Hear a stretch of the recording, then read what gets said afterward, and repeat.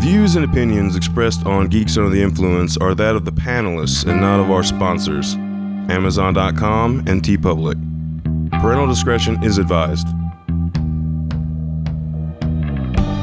Roller coasters scurry, dude. They're scurry, all right? No, not as scary as the terrible special effects in the House on Haunted Hill remake. Fair. Holy shit. Fair. Yeah. That was in the Uncanny Valley area of special effects where they did all CGI with no practical, and it was all garbage. Yeah, fair. Yep, Especially I remember that. Especially era. the big finale of the ghost glob of CGI chasing him through the house. I was like, really? Oh, yeah. This is terrible. But again, it's kind of like you can laugh at it because a couple of the kills are actually good. Man, that smoke monster through the 90s and early 2000s got a lot of fucking work. It was No shit. It was in That's Lost. true. It was in the Green Lantern movie. Yeah. Can we not talk about what Fantastic Four. Fantastic Four. Yeah, Yeah. that's... Fucking god damn it. Yep. Those movies. Ugh. Jesus. Yeah, but I love the haunted house movies, but I think that's why I kind of like House on Haunted Hill is because it's all practical because of the era or camera tricks. Sure. But also, it lives in the space between, is there anything paranormal happening or is it all just like people fucking with each other? And I love that, where you kind of leaves it open to the fact, even at the end, where the guy's like, no, but there are ghosts. No, really, there are. You know, that's why I like Midnight Club, though, too, because it had a lot of that conversation of, is this the medication these terminally ill kids are on? Or are they actually seeing ghosts and But they pulled back from what they were doing in the 90s where they were trying to flex all the CGI budget they had. And now stuff like Hereditary where the little fucking detail in the off corner of the screen, when you notice it, is the most terrifying fucking thing you've ever seen. You're like, what the fuck is that? And there were definitely plenty of parts in that in the Midnight Club, for sure. Yeah, definitely. What's Flanagan? little detail. Well, It's Flanagan. ding, ding, ding, ding. Yeah.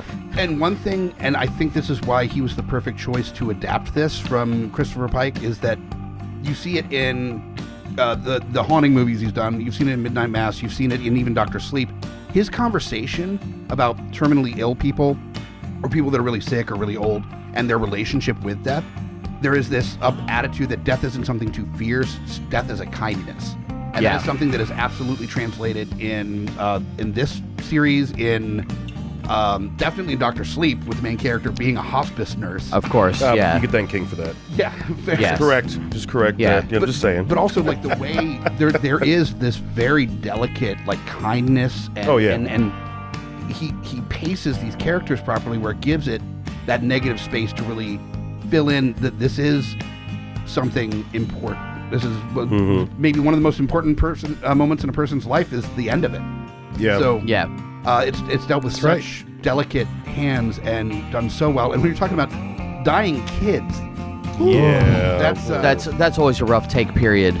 Regardless of what you're doing. So I love that the kids were giving each other shit. I love that there were really dark jokes about them dying throughout, and it didn't shy away from the reality of these kids have to deal with dying every day. Well, you think about it, all the themes you're just talking about there, putting that together as a series that works, that brings all those themes together successfully as a director. Incredible. There's maybe a handful of people that can do that. Yeah, that is true. Yeah. It's a huge undertaking. So this is just really further proof that Mike Flanagan is a modern icon of horror, and needs to be up there in the conversation with some of the greats, some of the great directors of horror. His ability to navigate the conversation about not just faith but death and our relationship with it is really nuanced and complicated and messy sometimes, but always human. Always human. All the characters are always human. It's beautiful. And man, it caught my feelings a few times. This. Absolutely. A few? Holy shit. Oh, be prepared to say get every episode at least twice per episode. Something, I mean. So yeah, we're going to talk about that and Mike Flanagan, but primarily we're going to be talking about The Midnight Club, the new series available on Netflix, directed by Mike Flanagan from the Christopher Pike book. And if you are unfamiliar, please go check it out. It is an incredible series. It's very bingeable. And come back and listen to this episode. This is our last Halloween episode of the season. So yay and aw. Yeah, but buckle up. We're going to have a great time talking about The Midnight Club on Geeks Under the Influence. Welcome. Nothing's at work and shall be again.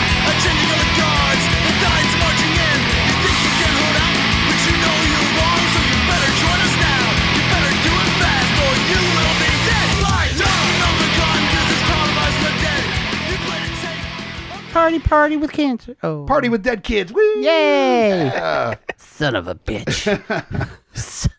I definitely didn't know what to expect going into this series because of the subject matter. Like, it's such a delicate balance. So relieved that it was dealt with so well. Well, it caught me off guard because I was super excited that Flanagan's next thing was going to be the Fall of the House of Usher. Right. After coming off of Midnight Mass, I was like, holy fucking shit, this guy can do no wrong. And this thing kind of snuck up on me. It's like, wait, what's this YA shit he's doing? He did what? It's not YA. No, it's not. It really isn't. But that was the first thing I read a few months ago. I was just like, wait, he's not doing Fall next? And he's doing some like kids book shit? What? Yeah. But I will say, if you also look up the actors through the IMDb and stuff, most of the actors in the Midnight Club will be in the Fall House of Usher. He's become one of those where he's starting to reuse the right actors and stuff. He's done that from the beginning. Yeah, no, I'm talking about he's got his cast. Yeah, he's reused so many people in everything he's done. Well, more noticeable between Midnight Mass, this, and then looking at the IMDb for the Fall of House of Usher, it's way more noticeable now. Well, I think also these actors, they're kind of getting known because of the Mike Flanagan movies and shows. Yeah. So the names are becoming more familiar to us as they're going along. Like, isn't he married to one of the actresses? Yeah, he's married to the and I main was chick in waiting Hush, for her in the series, and I think she showed up. She played like the mom in the flashback, right? Where with a lot of makeup on, where like the redhead. Yes. Back in the past, went to go visit. I was like, there she is. But that's what he does. He'll put that, like he did that with Gerald's Game. She was the mom in the flashback where Henry Thomas was doing nasty pedo shit. Speaking of, but anyway, met Henry Thomas at the last con in Williamsburg. Rest in peace. Scares a care. But fucking he basically brought Henry Thomas back the way Quentin Tarantino brought back John Travolta. Yeah, absolutely. I mean, legit, he's in everything now, and all the roles are fucking solid as shit. Side note: Tarantino kind of also brought back Kurt Russell.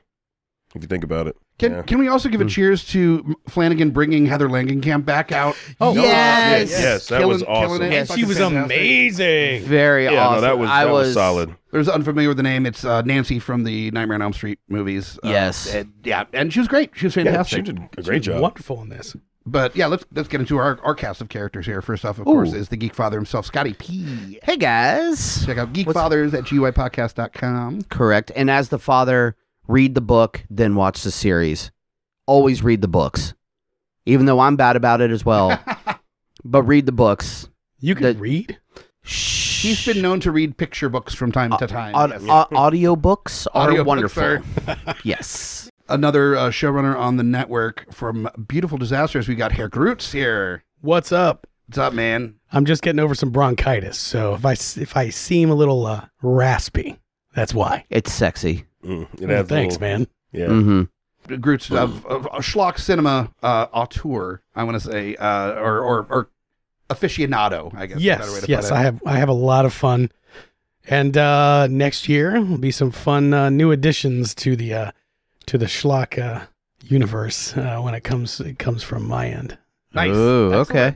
More details to follow. It's gonna be fun. Nice. I am interested to hear kind of your insights as a schlock enthusiast. I mean, we all do appreciate it to an immense degree, about just the haunted house like trope and how Midnight Club and the other two haunted house shows on Netflix that Flanagan has done, how like plays with that trope a lot. Unbelievably fun. And yeah, the fact that first off, this is not only a great small series, but it's also an anthology with all the little stories inside of it, which also directly reference what's going on in their lives. It's brilliantly woven. I bet the book's actually pretty damn good.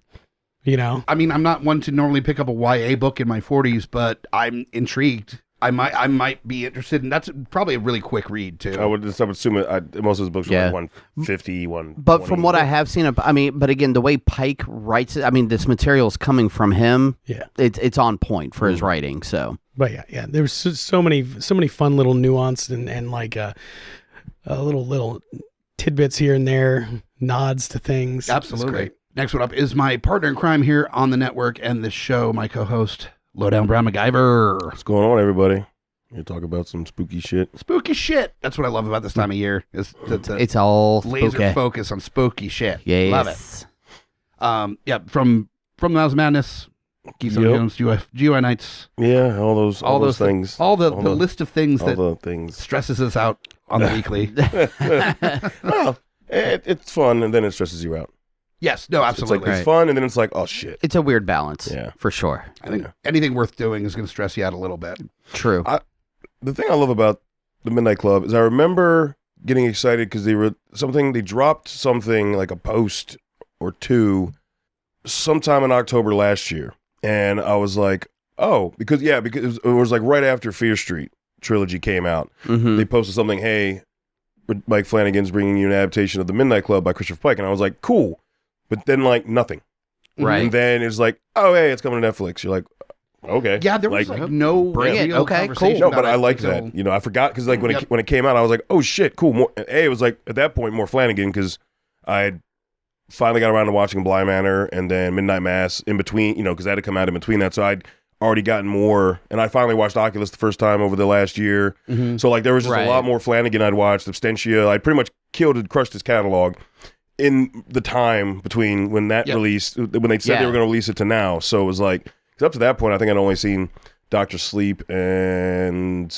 maybe Oculus Origins of Evil. Oculus Ouija, yeah. Ouija. So I'd only seen like those two films from him and The Haunting of Hill House. Origin of Evil cracks me up because it's a sequel.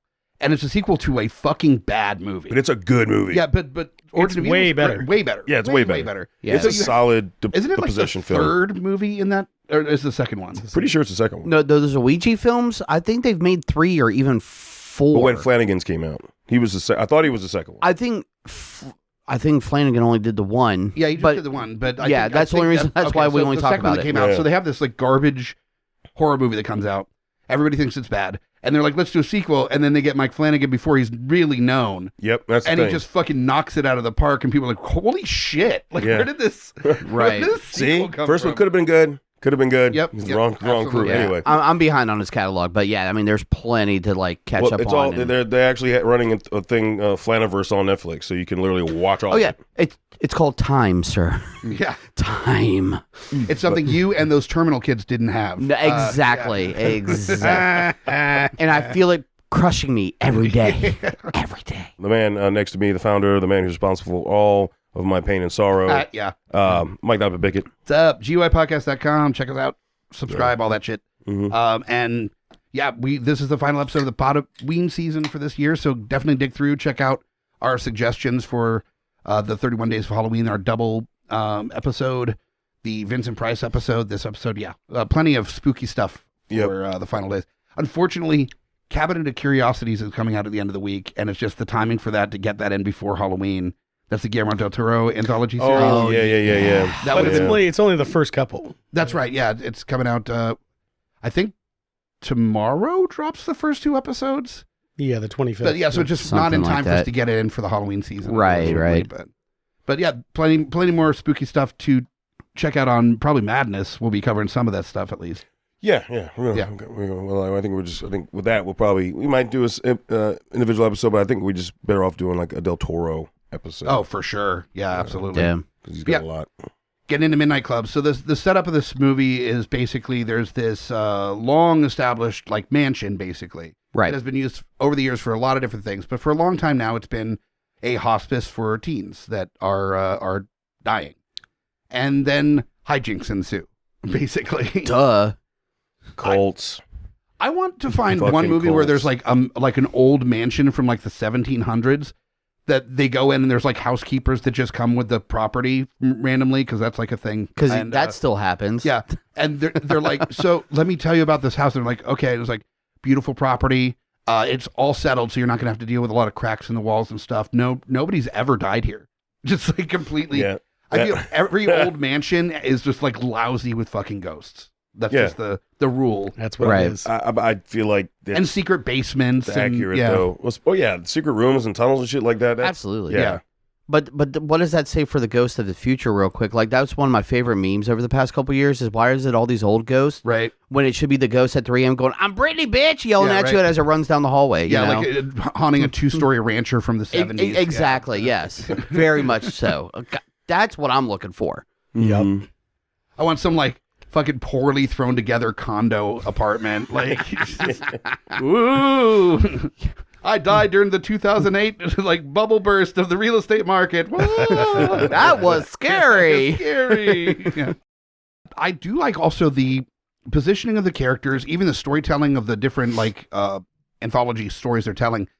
There's an arc to it where one of the first stories we have is this like the Ring style screaming girl that is like following the serial killer around. That shit was jarring. And it was jarring, but it was also silly and kind of stupid. But by the fun, fifth stupid. or sixth time that it's screaming at you, yeah. Yeah, but then that story develops over the entire, he keeps to be continuing it.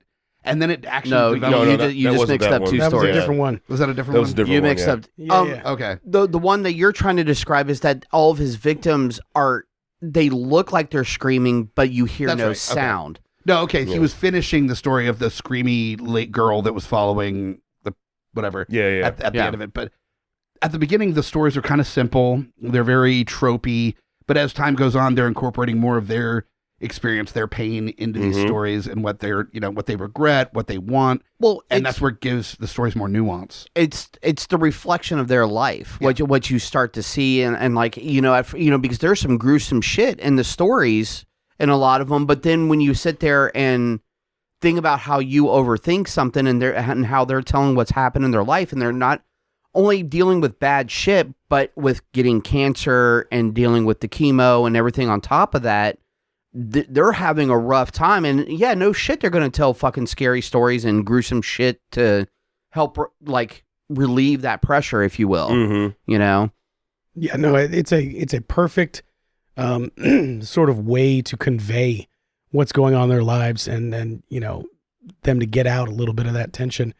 And I think nothing did it better than Anya's doppelganger story. Yeah, that was a good one. Oh, yeah. That was probably one of the top her ones. Backstory and her addiction. Oh, my God. By the way, Anya was the best character of the fucking show. Yeah. I'm sorry. Anya was 100%. Best arc for sure. Oh, absolutely. My God. Yeah. And the only one that I was like so curious about, I need to know something about this.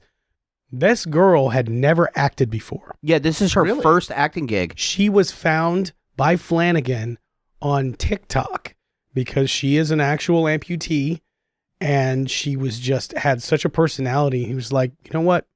I want that girl. Yeah. Holy fuck. She paid off. Played angry better than Lowdown does. And that's a high bar. So, oh my God. That is. Yeah, when I'm watching damn girl, when Lowdown's like, you need to calm down. That's right. Okay. Right. Calm the tits, cool them down. Jesus Christ. But that was the brilliance of that character is because it was annoying to a degree. Like when she's first on screen, she's so angry. She's so mean. She's fuck you, fuck this, everything. Everything is a fucking exhausting fight with her throughout the first few episodes. But then that arc where you're rooting for her and you see where it's coming from, and so you identify with her more and you get why she's so upset, and she gives a little bit of room and understanding to the other characters, and that switch to when she ends up passing, you're crushed. And that episode where you think it's a story, but it's all the stories because she's having that life flashing in front of her eyes. Situation. Holy fuck! She's this is Jacob's ladder shit right now. Yeah. I was like, holy shit. Going to work every day, yada yada, same thing. But then the things change gradually with it. So well done. But then and this is just not only the way she portrayed it, but the way this character was just written as well was to be the angry one, to be going through all this, have that slight turn, but then not only be a terminally ill cancer patient when basically the knowledge is that we're all going to die one day, and she sits there and goes, I don't want to die. Yeah. When she changes that reflection of what could be happening, that was I'm thankful that I haven't had that moment, because I'm just thinking about what would be flashing through my eyes, and it would just be the Taste the Biscuit song from TikTok playing in the background Well, there was just a bunch of pop culture references. None of you are on TikTok, so you don't get the reference, and that's probably why we're still friends, because I repost all the Taste of the Biscuit. Do you know why I'm not on TikTok? Because of what you just said. Yeah, because you don't want... Because I don't want to die and be like, oh, I got a TikTok thing in my brain you don't for the last 5 seconds You don't want of my to taste life. the goodness of the biscuit, and I understand completely. No, I'll go eat a biscuit. Yeah, exactly. I'll go eat the biscuit. Fucking jingle. Part of the reason why she's in a wheelchair isn't just because she's an amputee, but because like she's so weak that even having a prosthetic isn't really an option for her at this point. Right. And you realize like, that just adds another layer of the realizing just how much constant pain she's in. Mm-hmm. Right. And one thing I want to make sure we cover is that all the characters were developed wonderfully. It's just Anya is the one that hits you straight in the face right in the beginning, besides the main character finding the place. But just how all the backstories develop from all the kids telling their stories, it's when you first hear the story, you kind of have an idea, but you don't get the full depth of it until like really those last 2 episodes of where just everything kind of culminates together. And like, you're like, oh, it's not just the cancer, it's this, it's this. And the layers are beautifully done. Honestly, like the actual main character, in my opinion, was the least fleshed out. Absolutely. I agree with that. Yeah. The one that took me by surprise was the Japanese girl of Japanese descent, Aya or whatever. Oh, yeah. Yeah. Where she had this amazing, that's the one with Henry Thomas and the girl from Starry Eyes. Yeah. Was in that she was one. also in Dr. Sleep.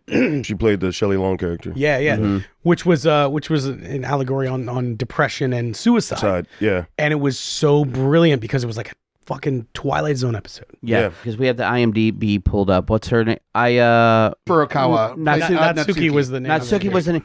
One thing, a little fun tidbit about her, and looking through the IMDb earlier today, is that she plays the Japanese schoolgirl in Cabin in the Woods, where they're watching the Japanese people try to fight their monsters. Oh, they turn the monster into a frog or something. Right? Yeah. She's the main Japanese schoolgirl in Cabin in the Woods. Nice. Yeah. Nice. I thought that was a cool little I love that. That's great. Yeah. I loved the relationship that got that developed between her and what was the name? The character's name was Amesh. Amesh. Yeah.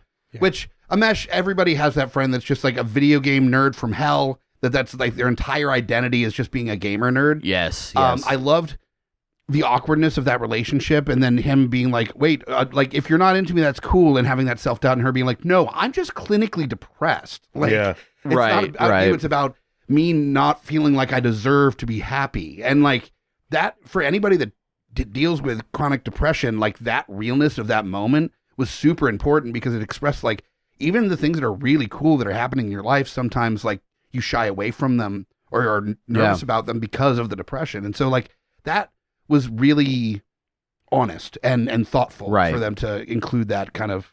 Well, it was also I thought it was also thoughtful to include the other aspects of that, like when she shows up late to where it was supposed to be his death day, right? And they're doing the ceremonial where they buried the suit he was supposed to be buried in, but then they go off to the side, and she immediately is like, I smell real bad. Because of the clinical of her depression, like she wasn't bathed. Like there's all those things that go along with that.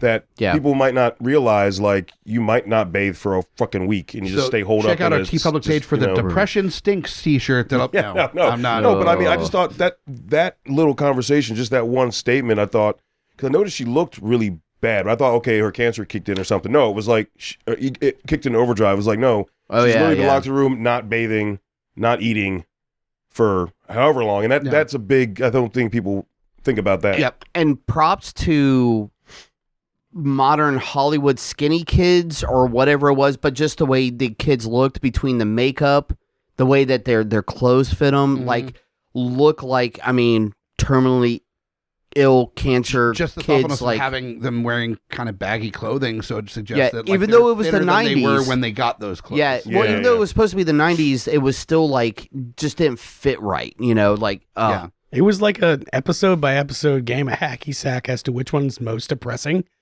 because like because you think about it, like the one that had like the rich jet-setting actor movie parent, that never showed up. Was that Sherry? Sherry. Yeah, Sherry. That was super depressing. Yeah. But then, at the same time, like... I liked how much they were like, oh, you're full of shit. And she was like, yeah, no, I am full of shit. Yeah. But by the end of it... family never came. Yeah. Ever, sort of thing. The dude that had, like, the overbearing, like, mother and, like, the... he was, like, prom king. Oh, he was legacy. The little brother was supposed to be the legacy after, the dying brother and all that. Oh, man. And then, of course, like, the gay dude who had AIDS and was like basically disowned by his mother. Dude, I'm so happy about that. That conversation he had when he went to the house, when that was fucking awesome. That's like Emmy worthy right there. That was such a powerful. Yeah, that was powerful. Oh, good. Moment. Great as Mike Flanagan made this visually. Christopher Pike to write about this, because this is taken from the book that was in the 90s. Yeah. Think about how weird, like... Because I was about to read an article that said that the differences between the show and the book, and I don't think his character... It's not as... But these topics still came up, and just may not be as direct, but the topics were still there. And for any of these topics, let's be perfectly honest, in the 90s, was still almost taboo to even talk about in certain circles. They're fleshed out probably a little more in the series. Oh, sure, yeah. Yeah, but I don't remember that they touched on that with that character. These themes that each of these characters are going through they're huge, and they have to be delicately handled. Mm-hmm. And there are lesser shows that are lesser directed, lesser written, that will have a bunch of themes like this, because they feel like it's that time to make a statement, but they do it poorly, and then it's just it's wasted. Yeah. They did it so deftly and brilliantly here. Absolutely. And the writing with, I think Flanagan, is it his brother that goes into the writing for everything? I think it's Jamie Flanagan. That sounds right. But something like that. I believe so. I have to look. But I mean, they've collaborated a bunch of times, and so the writing, whatever adaptation was happening, like I said, I haven't read the book. Yeah, Jamie Flanagan did a couple of the episodes. Yeah, I haven't read the book, so I don't know how much was verbatim, how much wasn't, but it was decent. It's dangerous. Some of these things, like if you fuck up the gay guy's storyline and that arc, right, you're sunk. Well, that was so important to get right. The diversity of all these characters is like dramatic, and to be able to create, what the conversation is being had about the characters in the series is agency, is giving all these kids agency over their lives and over their experiences. So that's what needed to be portrayed in these episodes, is to give the characters agency, like in like their stories, their experiences, their who they represent in the world. And they were done so immensely well. There was nothing but respect to everybody's like stories. Well, and that just brings up the ultimate point of bringing in Heather Langenkamp for her character, because that was, and just immediately I'm getting like Nightmare on Elm Street 3 vibes of like, let's get these kids together to fight the evil. I'm like, oh yeah. Even though it wasn't quite like that, but it still had that twinge of just like, ooh, I feel Dream Warriors coming on. Yeah, right. It's like I feel it. Where's that Dawkins track like in the background? Oh yeah. But I mean, but for her, not only to play the way she just swapped characters, because they used her face like for characters in the stories. Yep. She was in like two other ones. One with like a really bad, like 50s noir accent. That was terrible. Oh, that was kind of the point, though. I know. It was obviously. I'm just saying, it was like she hilarious. Played characters in like 3 of the different stories, but just so like transatlantic accent, like it was I love it. rough. I love it. But like what she did for like that devil character in Anya's story, ones like that, and then just seeing her arc of just like, and especially the way the last episode ended. So we got to talk about one of the external factors to this. What is it? Not a hostel. It's a hospice. Definitely not a different movie. Yeah. Whoa. Terminally ill kids being like, "Fuck it, I got nothing to lose." Like, let's fucking do this. No, it's the weird hippie like health supplement company out in the woods, right, played by, of course, what's her name, Samantha Sloyan, who's been in a bunch of Flanagan stuff. She was the religious zealot character in Midnight Mass. In Midnight Mass. She was a neighbor in Hush. The most fun to hate and Midnight Mass. I was super intrigued where that was going to go. And as they were building, like, you know, the magic and the witchcraft sort of angle of the show. But I felt like at the end, it just kind of chopped it really quick. And it was like, It did, but like I at that point realized they were definitely aiming for a second season with this. Yeah. And for sure. there was definitely something about that character that wasn't right from the get-go. Has this been renewed? Do we know?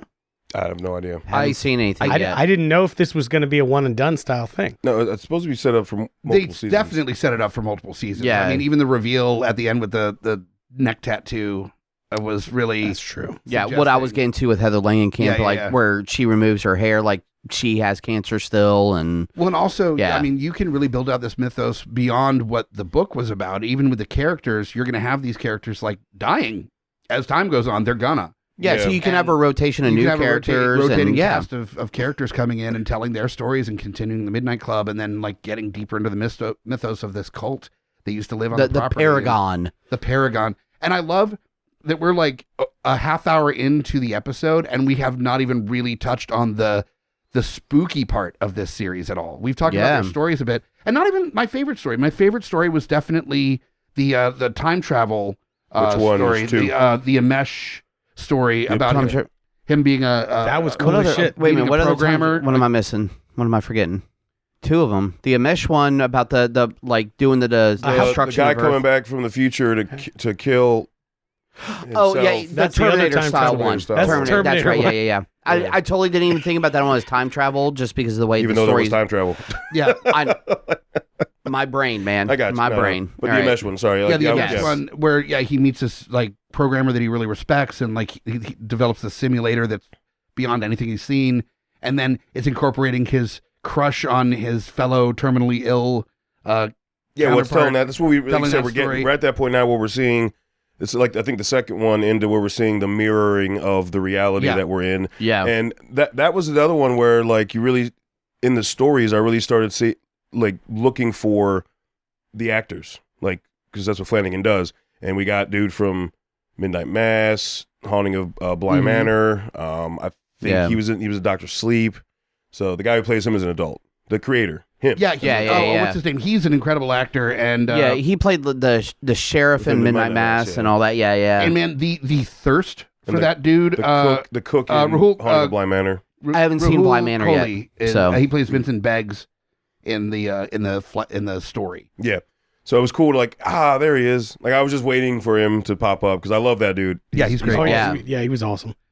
But I love, we have not talked about the Paragon a lot. We have not talked about, besides mentioning the New Agey group, quote unquote, that lives off the property. Right. And we're a half hour in. That's great because, I mean, in the meantime, as they're developing these like well fleshed out, nuanced characters of terminally ill kids, they're also telling a spooky story. Like all these little stories, and then this overarching story of this like creepy mansion that has a secret basement, weird shadow creatures, ghosts. When they did the double push of the buttons and went down to the sub basement, I lost my damn mind. I was like, yes. Well, especially they had Secret Society the shit. far away camera shot of just the room being completely dark and this barely being lit from the light of the elevator as it comes down, and you realize just how vulnerable these kids are in that moment. Oh yeah. Oh God. Well, again, we talked about it with just the way how Flanagan does stuff, and just the way stuff is filmed in general, where you catch those. You have to look for sometimes the little detail or that extra shadow or the figure in the shadow type stuff, or you don't know if she's dreaming or not, but all of a sudden it turns into almost like it's a black and white film where it looks like she's in the old time, but she doesn't know if it's the meds it's got that like sepia tone. Yes, there you go. Thank you. Yep. I also want to know what happened to Mike Flanagan with like with an elevator or a basement or something, because like there's a secret basement in The Haunting of Hill House. There's also the food elevator. What do they call them? The dumbwaiter. The dumbwaiter. There's the dumbwaiter with the buttons that works funky that goes to the secret basement. Just like the secret basement in this one. Like something fucking happened to him in his childhood where he was caught in the dark in a basement. Or basements are creepy. Well, people know basements are creepy. One of the things that is because people know basements are creepy is another like fear of mine. I feel is probably pretty standard. Is just walking upstairs in the dark.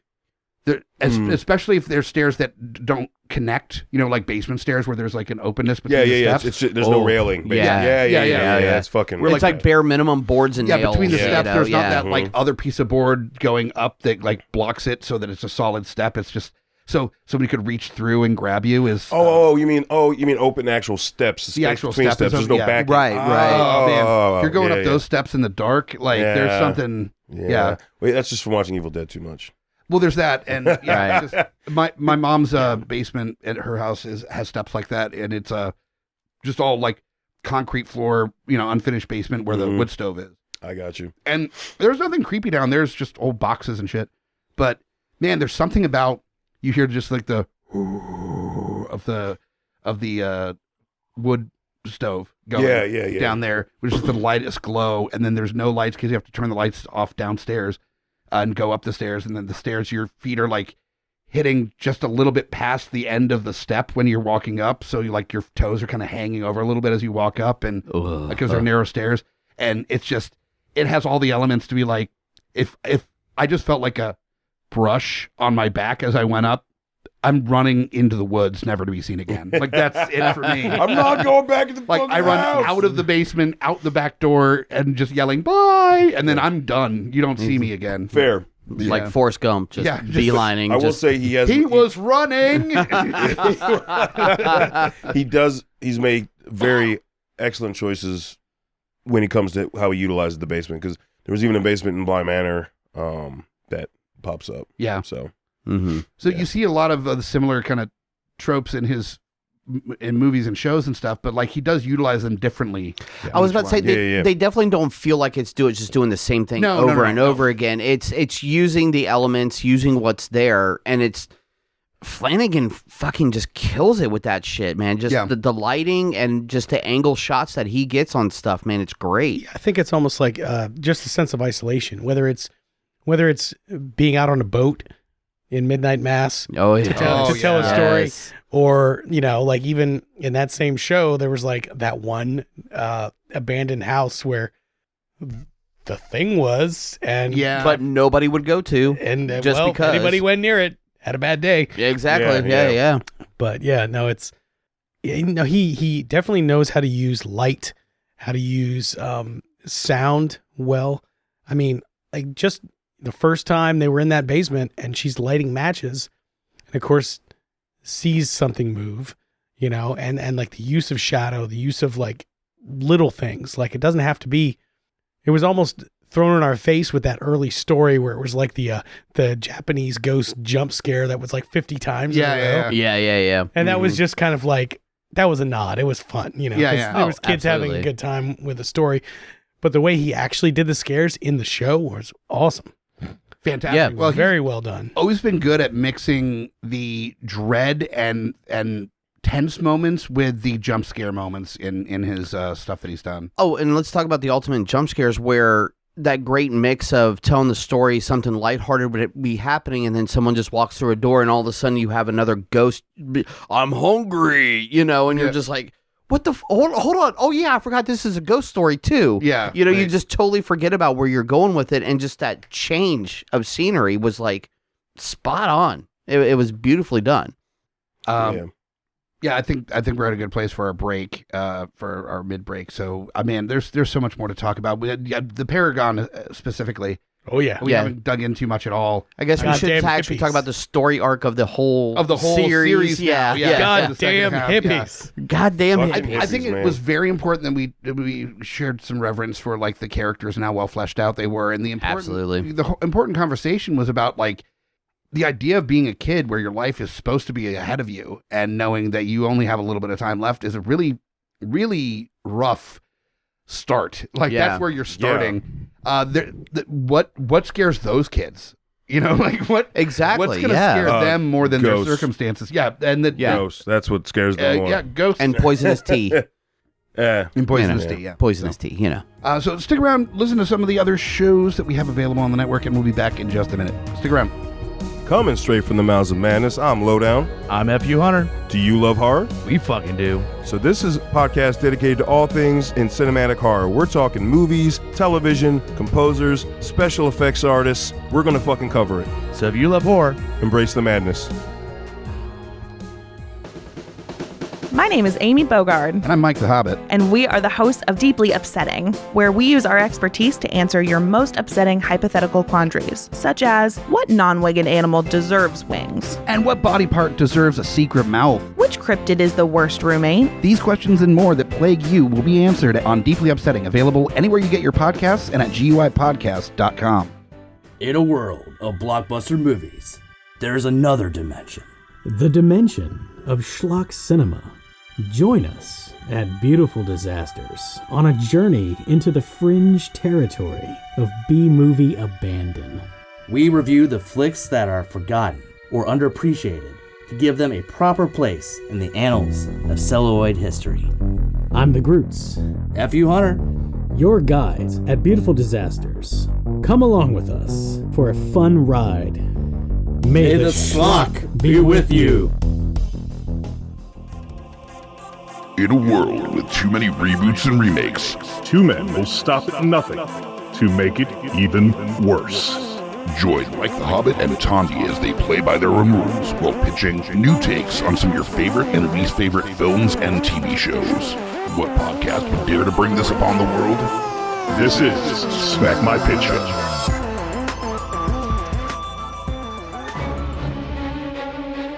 Hey guys, Scotty P here with Smash. On your left.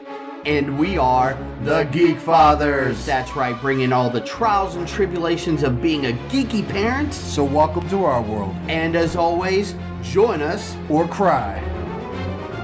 We're back for the second half of Geeks Under the Influence, all things Midnight Club. Yes. The Mike Flanagan directed or produced and directed series based on the Christopher Pike novel. But before we get back into that, we're going to talk about our sponsors a little bit. First up, of course, is Amazon.com. The season of Spooky is about over, but there's plenty more holiday season in the ahead of us this year. Yes. And of course, this is the time that most people are using Amazon.com. So as a gift to us here at Geeks Under the Influence, during the holiday season, as you're gearing up to start buying presents for folks, getting ready to buy all those holiday decorations, just remember to go through the link at GUIPodcast.com. Go to the main page on the upper right-hand corner, click on that link. Anything you purchase, we get credit for. So use that as a way to give us a little gift this holiday season by just shopping through the link. That's it. That's as easy as that. You don't have to spend any more money. Just shop through the link, and then we get credit. And that's your little gift to us for the holiday season. If anything, take it as you're taking money from Amazon. Yeah, exactly. Like they're making less money because some of it's going to us instead. So yeah, fuck the man. Save the GUI. This is not Empire Records. No, it's not. It's not. But nice try, way though. To more directly help us out here is by going to our store, TeePublic. Yay! There are deals all the time on the store. So if it's full price, wait a couple days and check again, and it'll probably be on almost sale. Every weekend there's a sale. Almost every week. And we have so many designs. We're going to be keeping up even our spooky season designs through the holiday season as well. So if you didn't get a chance during Halloween to get one of those silly, scary designs, we'll have our holiday season stuff, the GUI logo with the hat, the Santa hat on it and stuff. We're going to be dropping those here after Halloween as well. Pick those up. Pick up all the designs for the different logos of the different shows. Stay tuned for more interesting designs that are going to be dropping between now and the end of the year. We have a lot of stuff coming your way, and all of the designs and inside jokes are all going to be on our TeePublic store. It's GUIPodcast.com/store. That'll take you right to the TeePublic page. And we've got stickers, t-shirts, hoodies for coffee mugs. I mean, fall season, perfect time to get your first GUI hoodie, or second or third or fourth. Or roll the coffee mugs to make warm drinks. Mm-hmm. Come on. I mean, we're about to discuss some of what we're drinking, which includes hot cider. I think this would taste much better out of a Live, Laugh, Love Human Centipede mug. Yeah, absolutely. So go to TeePublic through our link at GUIPodcast.com/store and shop away. Enjoy some of the designs. And that's our sponsors. Now on to the real motivation for doing this. The lube of the show. Yeah, a little less than 8 years ago, we decided that we wanted to record our dumbasses drinking a lot of booze and talking about geeky shit. And one of those things is really focused on this segment in what we're drinking. Hey, we're fucking drinking. We're getting drunk. You want to know? Well, here you go. Hey, we're drinking. We're getting drunk. We've got some nice choices for this one. Grutz was very thematic in choosing, well, red wine. Yeah. red Was that a share, by the way? Yes, you may absolutely have some. I did not bring. I can grab some cups in a second. Yeah. It's just a nice, dry